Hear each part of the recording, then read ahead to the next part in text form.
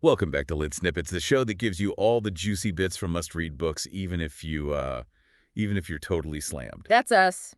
Busy bookworms unite. You got it. And today, well, we are diving into Henry V, the astonishing triumph of England's greatest warrior king. By Dan Jones, of course. Of course, by Dan Jones.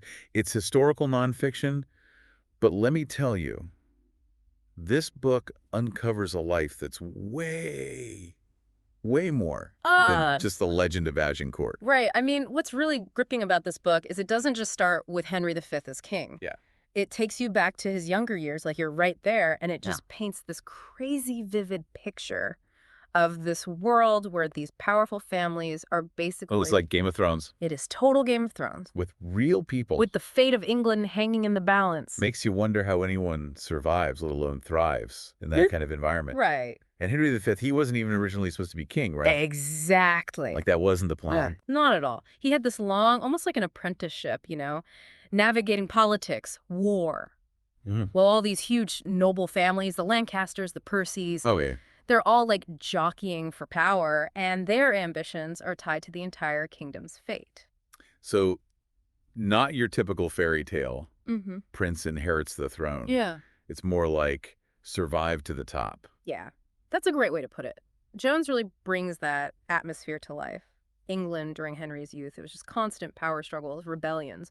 And King Richard II, he was not exactly known for keeping things stable. Let's put it that way. And speaking of Richard II, there's this one story that just, I don't know, it blew my mind when I read it. Yeah. The book talks about Henry actually being knighted by Richard in Ireland. Well, I know, right? Even though their families had this super strained relationship, Richard even stripped Henry's dad of his titles. It's wild. It really makes you see how different things were back then. Yeah. Knighthood wasn't just some ceremony, it was political, almost Yeah. like a sacred bond, even between rivals. It says so much about how duty and ritual were layered on top of all the personal drama. Okay, so we've got young Henry growing up in this crazy pressure cooker of politics, Yeah, knighted by the guy who basically robbed his dad.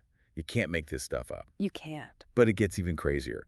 The book talks about a full-blown rebellion led by Harry Hotspur. Oh, the Percy Rebellion. Yeah, that was a serious, serious threat to Henry IV. He was Henry V's father at this point. Hotspur wanted to overthrow the king. He even wanted to capture Prince Henry. And this is a teenager we're talking about. A teenager suddenly in the middle of a power grab. Intense. And this whole time, Henry's learning the ropes of war, not in some training yard, but on real battlefields. The book goes into detail about the Battle of Shrewsbury, where Prince Henry gets hit with an arrow Right. right in the face. Oh my gosh, the Battle of Shrewsbury, that's a turning point. Bloody, brutal fight. And for Henry, it's like, welcome to the real world, kid. Yeah. He needs extensive surgery to survive that arrow wound. It was not just a scratch. Not a movie wound. Talk about a trial by fire. It makes his later rep as this warrior king, it's like, even more impressive. It is. But after recovering from this near-death experience, right, Mm. he goes on pilgrimages seeking divine favor. It seems like a huge shift, going from these bloody battles to seeking spiritual guidance. Right. This is where Jones really gets into Henry's character. He Yeah. wasn't just some war machine. He was deeply, deeply religious. And his piety, it wasn't just personal, it was strategic. English monarchs, they had this long tradition of seeking divine support during times of crisis. So Henry's pilgrimages, they were solidifying his image as a leader chosen by God. So even in his youth, Mm-hmm. he's already mastering the art of power and faith, Yeah. laying the groundwork for his future reign, Exactly. step by step. Meanwhile, back in England, his dad, Henry IV, he's struggling. Rebellions, money problems, even this mysterious illness. Oh, wow. And all this while, Prince Henry is stepping up, taking on more responsibility, basically becoming the king's right-hand man. Talk about pressure. But this is where he really hones those leadership skills. Yeah. Right. Absolutely. It's like on the job, training for being king, dealing with everything, Yeah. political rivals, religious dissent. And remember the execution of Archbishop Scrope? Oh, yeah. He defied the king and paid the ultimate price. Brutal reminder of what happens when you go against the crown. A lesson young Henry would have taken to heart, for sure. This was not a time for half measures. No, no, no. This was also a time of serious religious turmoil. Like, you can't forget that. The Lollards, they were Yeah. advocating for church reform, gaining influence, and that was a threat, to the whole established order. Right. And the book talks about Henry V actually witnessing The burning of John Badby, a Lollard. Heavy stuff. It's a chilling scene, especially knowing that years later, Henry's going to face a similar challenge from his former friend John Oldcastle. It's crazy, right? It makes you think. Yeah. Here's this guy, super devout, but he's also a total political operator. He gets it. Religious unity, that's key to stability in the kingdom. So when Oldcastle becomes this Lollard leader, the tension is unbelievable. It's almost Shakespearean. It totally is. This close friendship ripped apart by religion and politics. And Henry tries to reason with Oldcastle, right? He does. He even offers him a chance to recant, but Yeah. Oldcastle refuses. He's like, nope. And for Henry, there's no other way. He cannot be seen as tolerating heresy, not when it's all tied up with his authority as king. So he condemns Oldcastle as a heretic, even though they were once close. It's a tough call, but it shows how high the stakes were. And it backfires, doesn't it? Well, Oldcastle escapes and ends up leading a rebellion against Henry. right. Talk about pressure. Even while he's winning in France, threats are brewing back home. It's like he can never catch a break. Enemies everywhere. Within the church, the nobility, even within his own family. The book hints at this rivalry with his brother Thomas, which, let's be real, not unusual in royal families back then. Yeah. And then you have the Southampton plot. Oh, yeah. This group of nobles plotting to overthrow Henry, the guy's dodging assassination attempts, while planning his next military campaign. That's a stressful job. It is. But it's in those campaigns, in France, where Henry V really shines. The book talks about his strategy, Oh, yeah. his meticulous planning. It's like he's playing chess with entire armies. He was a master strategist for sure. He wasn't just about winning battles. He wanted to change the whole political landscape of France. And he used both military might and diplomacy to get what he wanted. Absolutely. Can you give us an example? How did he use both of those? Sure. So in 1417, he launches this huge campaign, capturing towns, cities, one by one, boom, boom, boom. Strategic. But at the same time, he's negotiating, exploiting divisions in the French court. Wow. He's a warrior, yes, but also a really, really sharp negotiator, always leveraging his advantage. Like he's 10 steps ahead. All the time. And he pulls off these incredible victories. But Jones, he doesn't sugarcoat the cost. Yeah. The Siege of Caen, for example. It's brutal, heavy casualties on both sides. A reminder that victory always comes at a price. Always. And he faces challenges back home too, right? Absolutely. Logistics, supplies, keeping his troops in line. The burden of leadership, it's constant. It's easy to forget, with the legend of Agincourt, Uh-huh. that there's a real person making tough choices, Yeah. dealing with all this pressure. And that pressure just keeps building as the war goes on. Disease, political scheming, pure exhaustion. But Henry never gives up. It's fascinating. It is. This unwavering determination. Right. The book really captures that, especially in the Siege of Rouen. Oh, the Siege of Rouen. That was a turning point. Yeah. Long, drawn-out siege. Pushed both sides to the limit, really. Yeah. But Henry, he shows his resilience again, you know? He's ruthless when he has to be.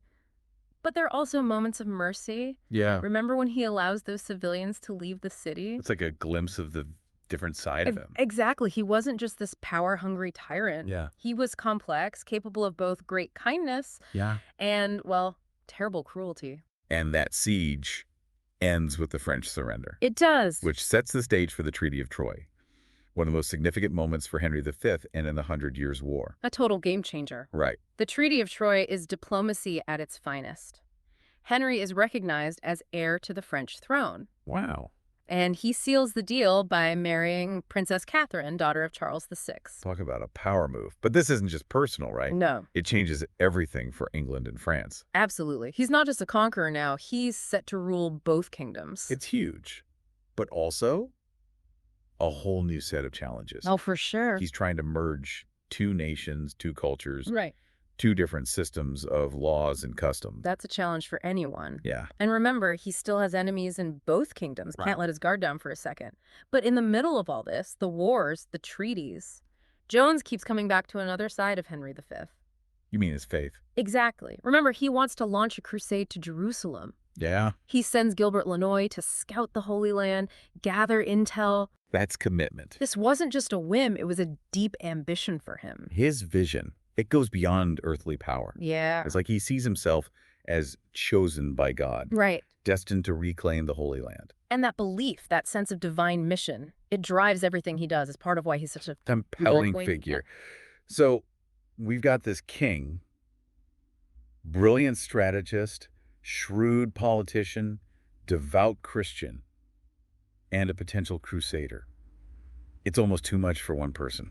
It's what makes his story so fascinating. He's full of contradictions. He embodies both the brutality and the piety of his time. And Jones doesn't shy away from any of it. He doesn't. He gives us the highs and the lows, the victories and the tragedies. He paints a picture of Henry V that's complex and real. And just when you think you've got him figured out, the story takes another turn. We go from the battlefield to the sickbed.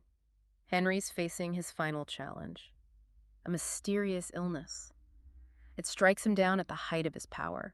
It's like almost poetic, It is. This warrior king, unstoppable, Yeah. brought down not in battle, Right. but by something like invisible. It really makes you think.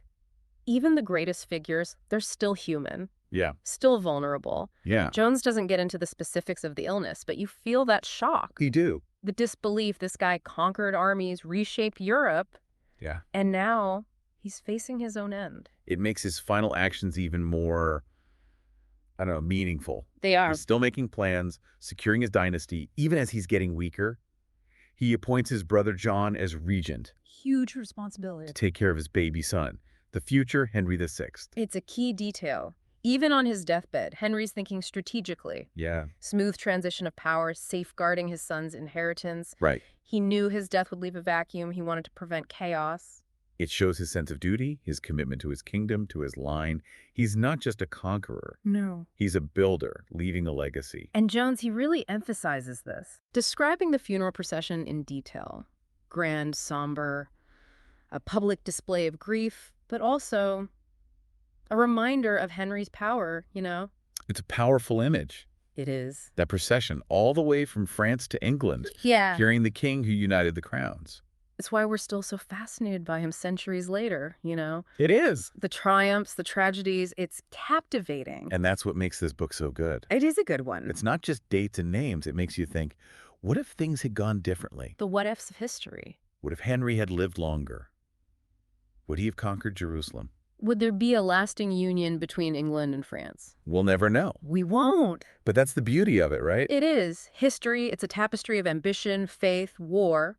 And in the end, our own mortality.